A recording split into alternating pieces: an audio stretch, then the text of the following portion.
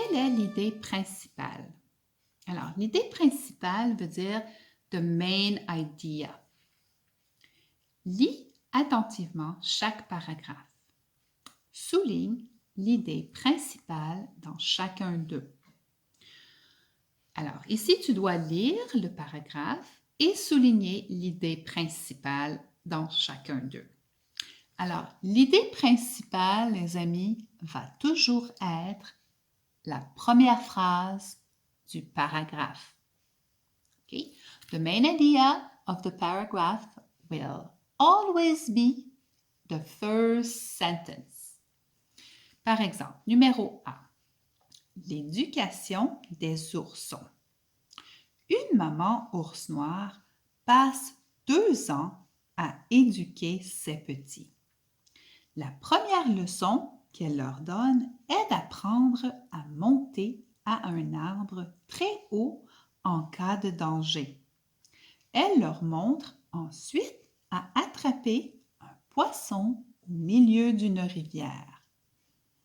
Alors ici, l'idée principale, comme Madame avait expliqué, va être la première phrase. Et la première phrase, c'est « Une maman ours noir passe 2 ans à éduquer ses petits. » Alors, tu prends le crayon et tu soulignes « Une maman ours noir passe 2 ans à éduquer ses petits. » Et tu arrêtes ici.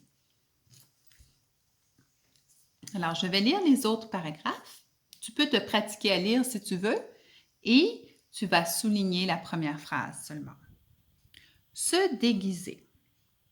Samedi dernier, il a plu toute la journée et ma sœur et moi avons dû rester dans la maison. Maman nous a autorisés à nous déguiser avec ses vieux vêtements et ses vieilles chaussures. Nous avons utilisé en cachette l'un de ses rouges à lèvres. Elle n'a pas apprécié du tout et nous a fait l'enlever. Les signes du printemps. En me rendant à l'école, j'ai vu de nombreux signes du printemps. Les jonquilles se balançaient au vent dans les jardins. Une maman rouge-gorge transportait de l'herbe dans son bec pour faire un nid. Un jardinier plantait des arbustes dans une plate-bande. L'herbe verdoyait. Un rêve étrange.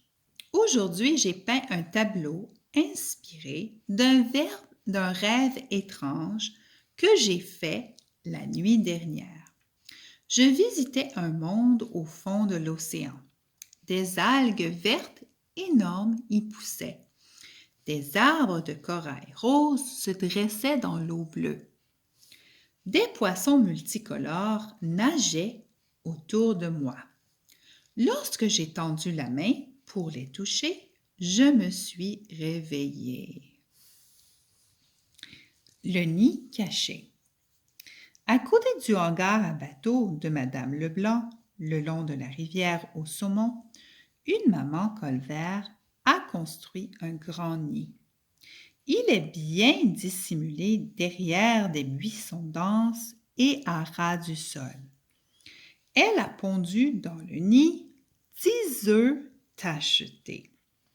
Ses plumes les recouvrent complètement lorsqu'elle s'installe dans le nid.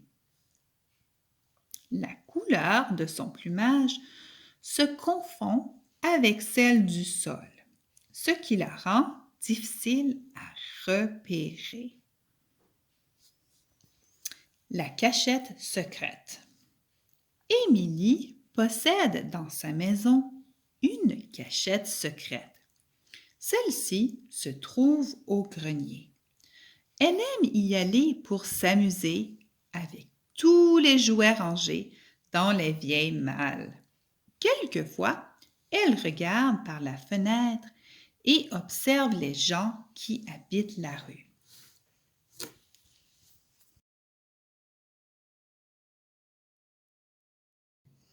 Alors, Madame va revoir avec toi les mots qui sont plus compliqués dans ces petits textes, dans ces paragraphes.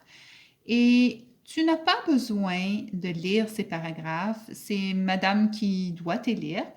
La seule chose que tu dois faire, c'est de souligner l'idée principale. Alors, par exemple, Madame avait dit, la première phrase du paragraphe est l'idée principale. Alors, tu prends ton crayon et tu soulignes la première phrase. Ici, une phrase commence toujours par une lettre majuscule et se termine par un point. Alors, la première phrase, c'est une maman ours noire passe 2 ans à éduquer ses petits. Alors, éduquer, c'est un mot compliqué, peut-être pour toi. Éduquer vient du mot éducation et c'est la même chose en anglais, education.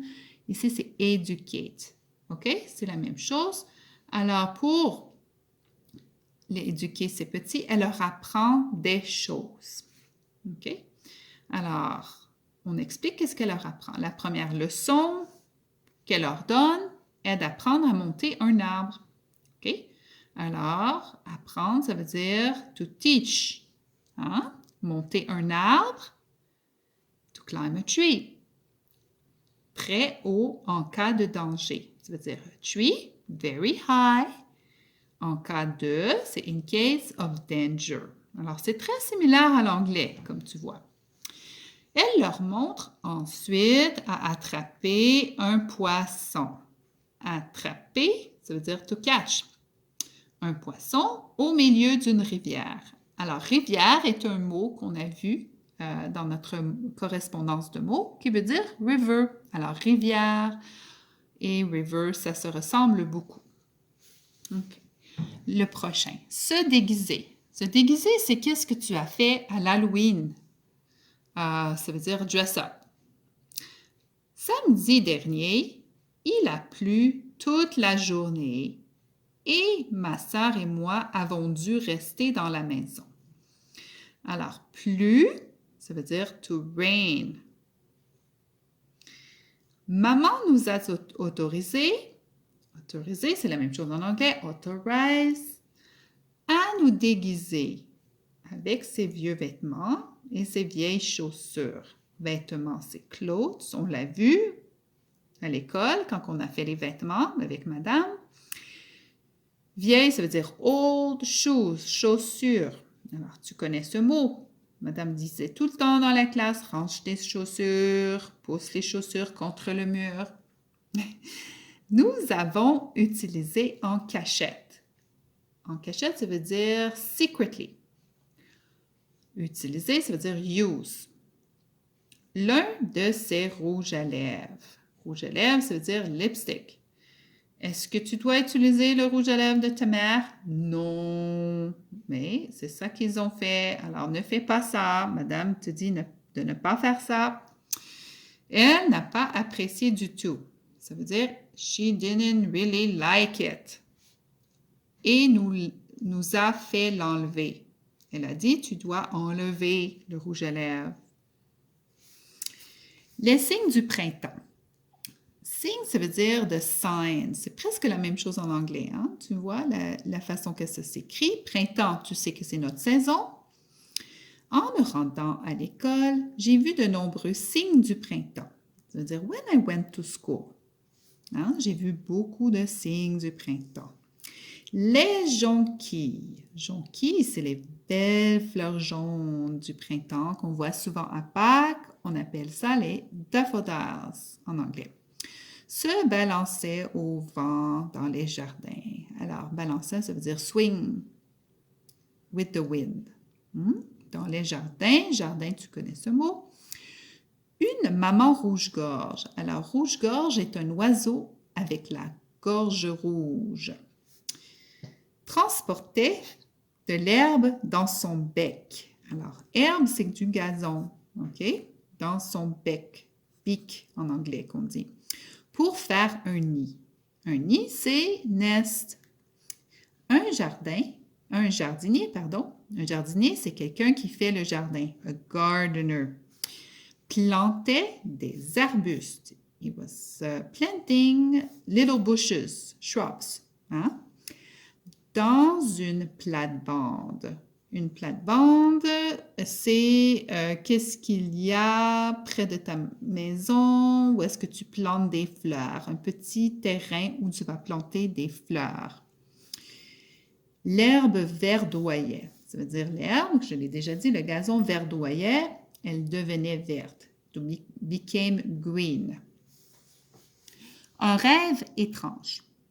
Aujourd'hui, j'ai peint un tableau inspiré d'un rêve étrange que j'ai fait la nuit dernière. Alors, ça veut dire j'ai peint, ça veut dire I painted a painting, a paint, OK? And I was inspired. C'est un rêve. Rêve, ça veut dire dream. Étrange, ça veut dire a strange dream que j'ai fait la nuit dernière, last night. Je visitais un monde au fond de l'océan.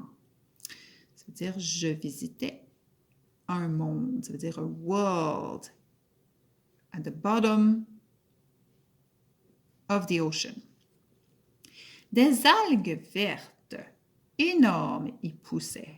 Alors, il y avait des algues, algae, qui étaient très grandes. Poussaient, ça veut dire growing. Des arbres de corail rose se dressaient dans l'eau bleue.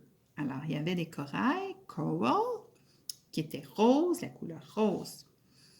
Des poissons multicolores. Multicolores, ça veut dire de toutes les couleurs. Nageaient. They were swimming. Autour de moi. Autour, ça veut dire around me. Lorsque j'ai tendu la main pour les toucher, je me suis réveillée. Alors, quand j'ai tendu la main, when I put my hand to touch them, I just woke up. Le nid caché. À côté du hangar à bateau de Madame Leblanc, le long de la rivière au saumon, une maman colvert a construit un grand nid. Alors, dans cette phrase, il y avait un hangar, ça veut dire shed, OK? The boat shed, OK, de Madame Leblanc, close to the river. The river, le nom de la rivière, c'est au saumon. So, c'est the Salmon River, OK? Une maman colvert, ça veut dire mommy bird, OK, avait construit un grand nid. So, she built a big nest. Il est bien dissimulé derrière des buissons. C'est-à-dire, he's really well hidden behind the bushes. Et à ras du sol. Ça veut dire on the bottom of the soil. Elle a pondu dans le nid 10 œufs tachetés. So she laid some eggs in the nest. There were 10 of them. Ses plumes les recouvrent complètement. Okay, so the feathers completely covered the eggs when she was installed in the nest. Lorsqu'elle s'installe dans le nid. La couleur de son plumage se confond avec celle du sol, ce qui la rend difficile à repérer. Alors, la couleur, c'est la couleur, tu connais ça, de son plumage. Plumage veut dire of her feathers. Elle était de la même couleur que le sol. It was the same color as the soil. OK?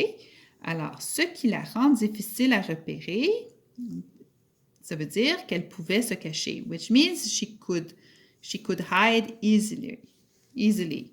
OK? On appelle ça, la technique en science, ça s'appelle du camouflage. Alors, les animaux ont la même couleur que les objets qui les entourent et ils peuvent se cacher comme ça. La cachette secrète. Émilie possède dans sa maison une cachette secrète. Cachette, ça veut dire a hiding place. Secrète, c'est la même chose en anglais, secret. Okay? Possède, ça veut dire she possess. Mais en anglais, on ne dit pas possess, she has. OK? Celle-ci se trouve au grenier. Le grenier, c'est qu'est-ce qu'il y a dans la toiture. Grenier, madame, elle cherche ses mots. Attic. Is it attic? Attic, oui, attic. OK? C'est dans la toiture d'une maison.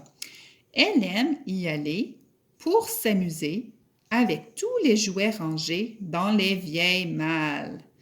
Alors, Émilie aime aller au grenier, ça veut dire she likes to go to the attic to play with the toys. Dans les vieilles malles, ça veut dire les valises.